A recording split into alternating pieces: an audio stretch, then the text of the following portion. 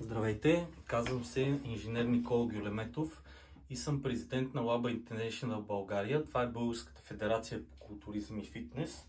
Ето и логото. Това е моят скромен офис, понеже аз съм и треньор, и състезател, и доста неща. Сега ще ви обясня за моя живот.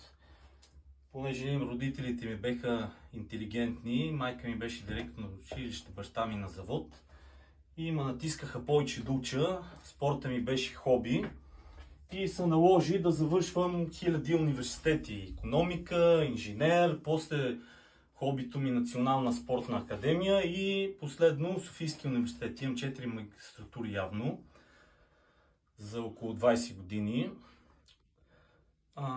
Въпреки трудностите, понеже аз съм на 49 години и съм от Пазарджик и трябваше да живея в София, да уча и да работя, и работех на две работи, за да самоиздържам, понеже беше криза 96, 7 и 8 година, всички знаете, но въпреки всичко съм се справил.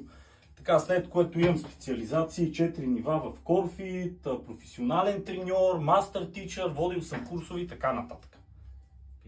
С фитнеса започнах на 14 години, тренирам вече 36 години.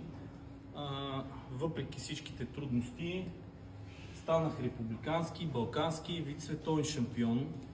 Имам собствен клуб Динамик и собствена зала за тренировки и съм един от най-добрите треньори в България. Тренирам състезатели, имам национален отбор. Това е. И имам доста хобита, екстремна личност съм, гмуркам се, карам сноуборд, туризъм, хайкинг. Те вече специалните умения ще ги разберете след това.